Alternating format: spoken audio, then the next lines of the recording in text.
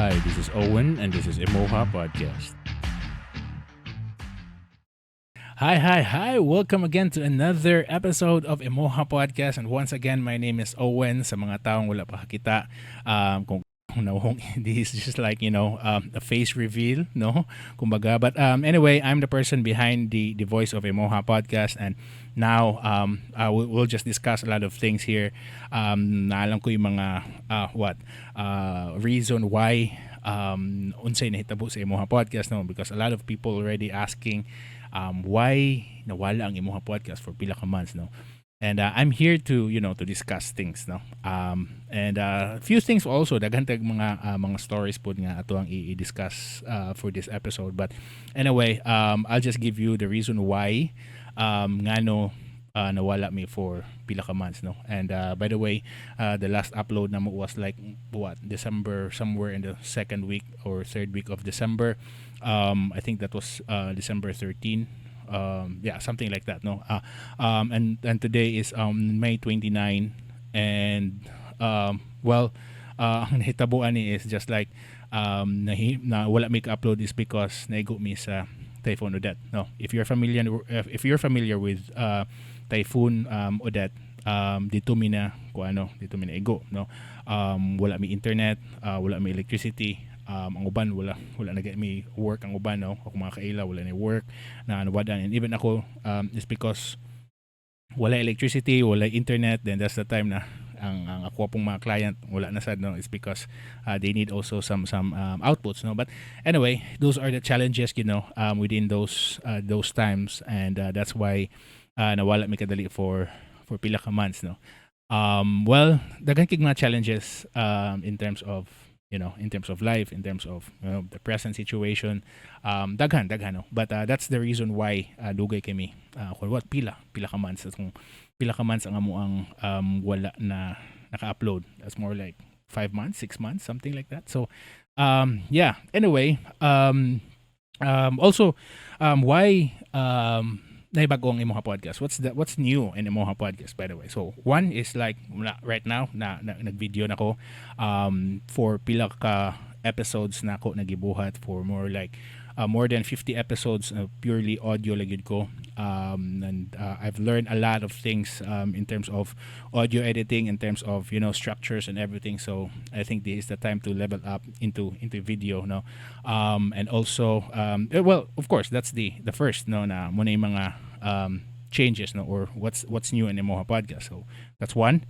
The second is guesting, no. So natay mga guest, we will invite some people, no, na they will be the one to share their stories, no, na makayunta that's how they deliver their stories, no. So anyway, most of my stories po na akong ma-istorya ninyo or ma-deliver is more or less like makita na ko sa like maybe in internet, or maybe I hear it from the other people, and I just narrate it in my own way, no. But it's really nice kung nagi-guest nga mukuan gyud ba mo muhatag gyud og ilahag yung story, no, and they're the one who deliver the story. So that's one thing, no.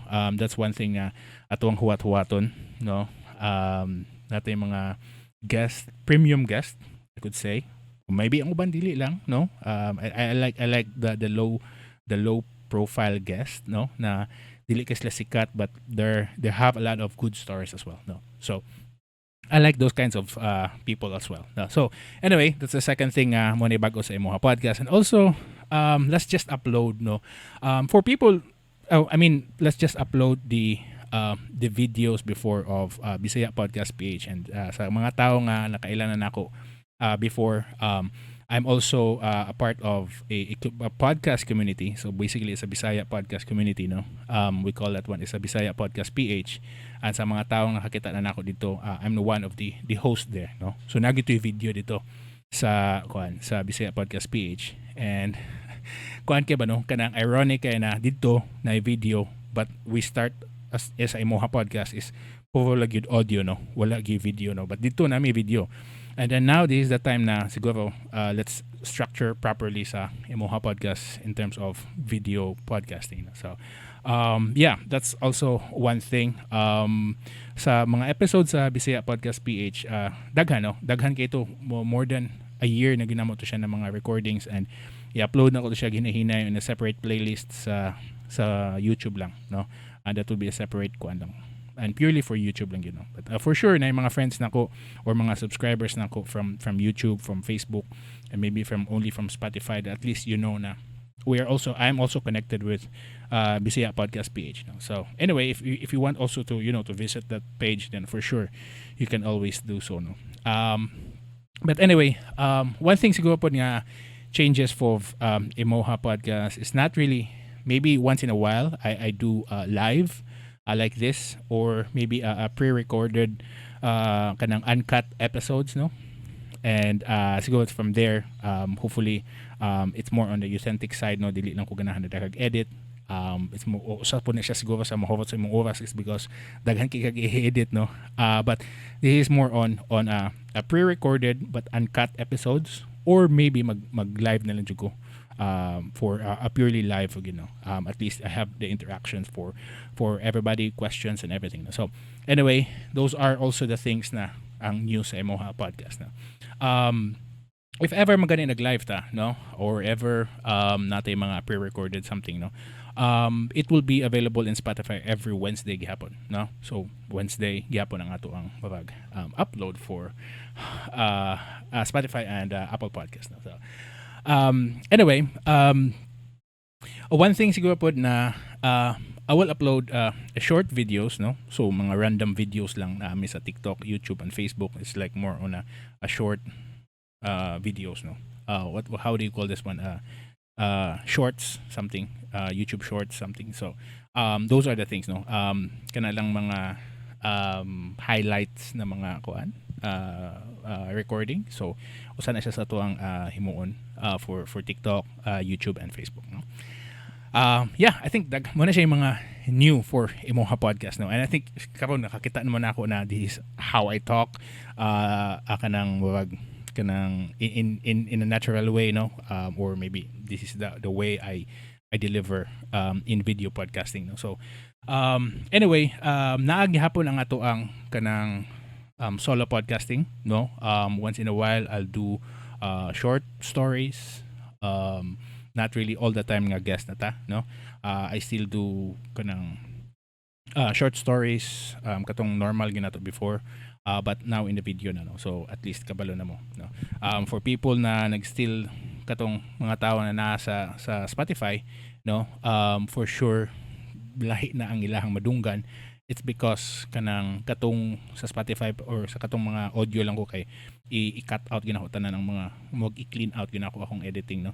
And this part because it's uncut, no, for sure nagig ko yung mga ginagmayng enhancement, but more or less dili ginako siya i-cut ginako katong mga it's more or less like raw kumbaga, no.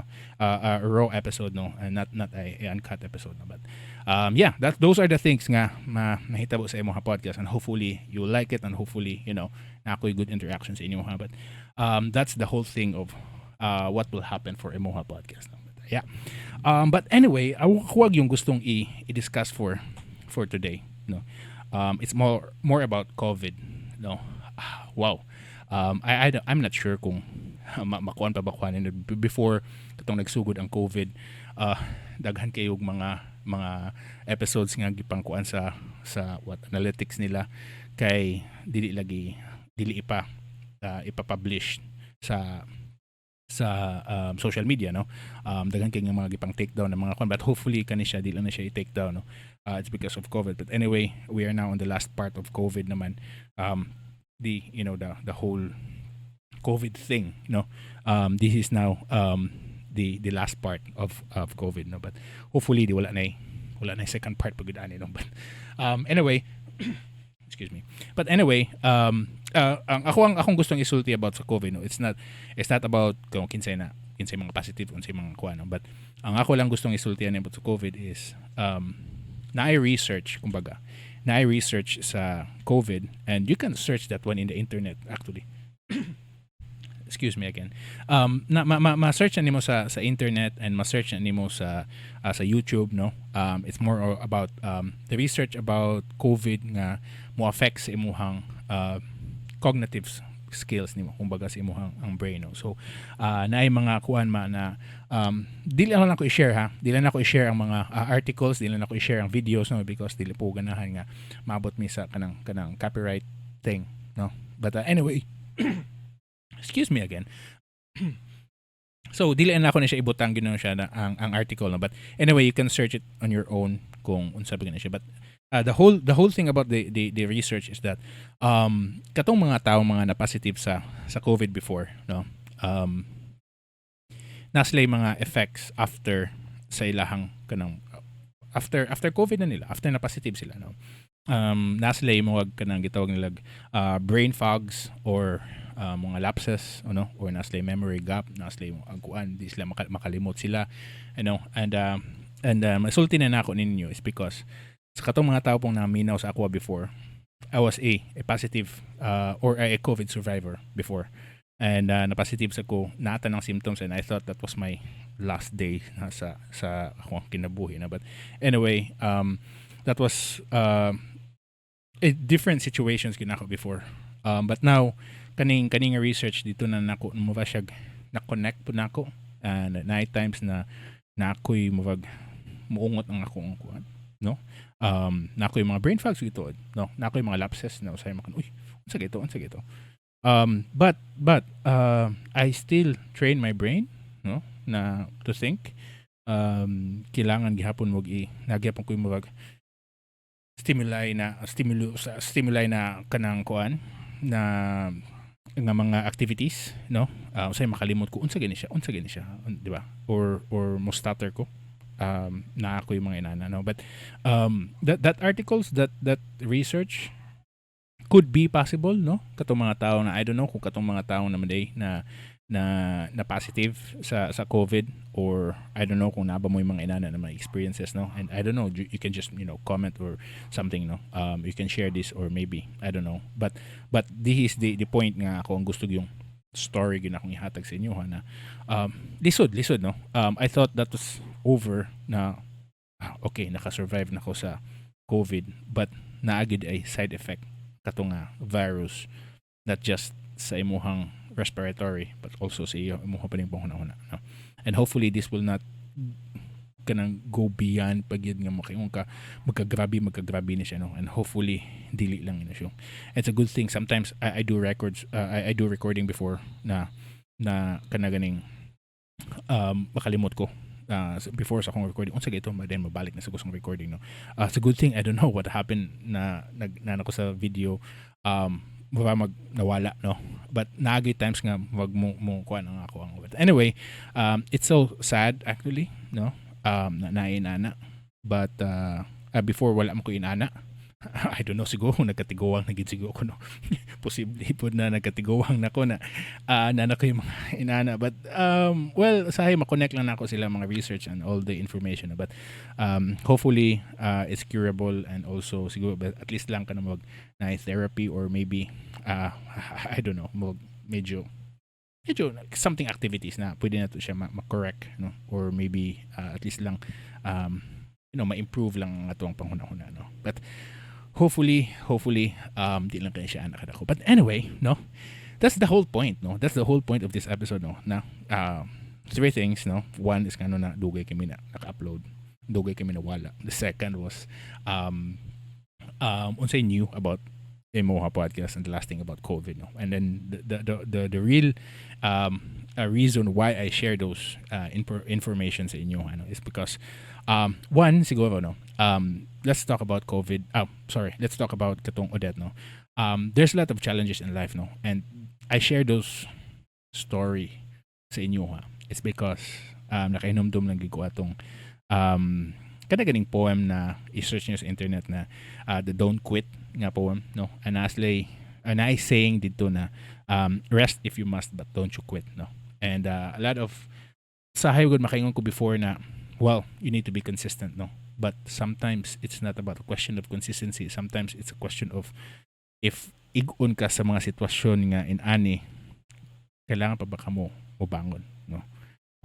Actually pwede na ko makaingon na to na well di na pwede na ako dili mag-upload, no, pwede na ako dili mo balik sa IMOHA podcast. And anyway, wala man kay nagtan-aw, di ba, wala kay naminaw, but anyway, uh, pwede ba ginako na siya iundangon na dito, no, but because napagaygingon nga napagyapon tay gikuan ba na you rest if you must but don't you quit, no, so meaning napatay time to finish the IMOHA podcast, no, and like we try to upload 100 episodes, and from there siguro makaingon ta, is it worth it for the 100 episodes nga, is it worth it the time, is it worth na itong buhaton o ginana, no? But yeah, that's the one thing ngano naka-share ko ato, no, about Odette, about actually batik kito siya nga sitwasyon about Typhoon Odette.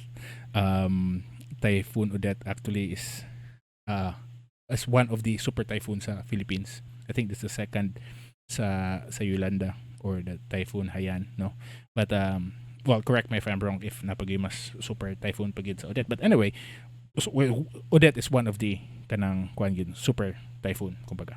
Anyway, then the second point siguro nga ako ang masulti is why ngano nag-video nako. Di ba? Ano, what's the new? Before I was camera shy, no. Wow, katulon ako nag-ubo. Hopefully dito COVID. Anyway, kanang I started this an audio, no. If you're a camera shy person, no, pwede gin mo magsugod lang mo as audio, no.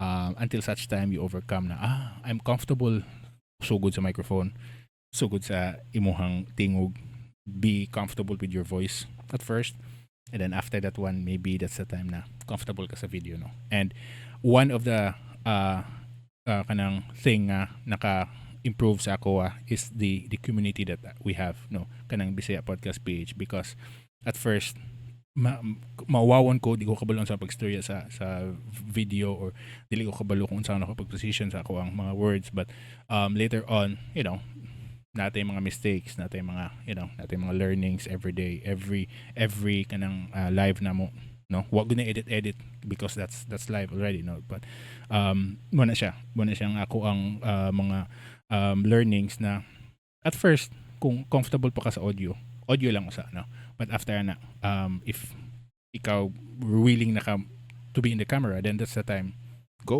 ahead, di ba? I mean, this is now the world of information, the world of internet, the world of influencers, the world of camera, videos and everything, no. So it's more in the internet world na, so be comfortable, no. Ako inani lang ko, no. I don't know if I do vlog before. I'm not sure yet, and I think I discussed that one in my other episodes, but anyway, I'm not sure yet, but we will see, no. This is the first step, and I was camera shy before, but start with audio, and now I'm now in the video. But well, that's the reason why gi-share na nako ninyo, no. And hopefully pod ang katong third point nako is about COVID nga, no. Gi-share nako tong COVID.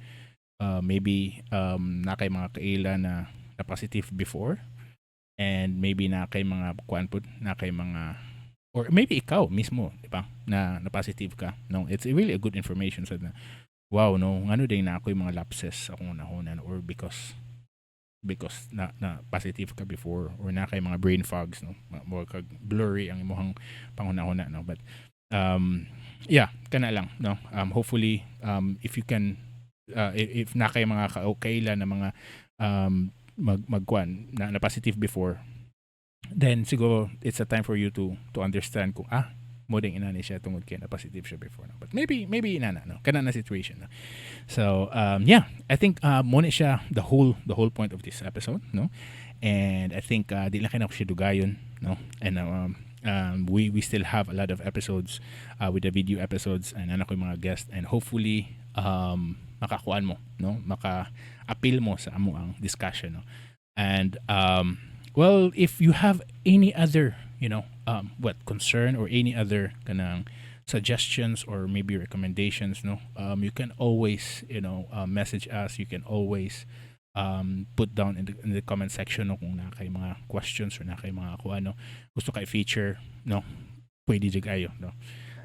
We love that actually. Ganahan kay kung nakanang naana po ko ilang perspective from other people kung unsa ilahang stories sa ilang kinabuhi, no. But Yeah. I think that's the whole episode of IMOHA podcast. Hindi lang na ko siya. Tugayon kayo, no? And hopefully na mo yung mga kwan. But of course, ay ninyo kalimti lang ang IMOHA podcast from most of the social media channel. Kamo na bahala o pangita, and we're always there, no? Yeah, I think muna siguro na, no?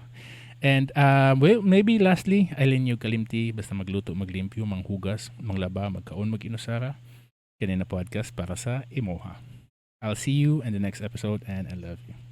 Bye-bye.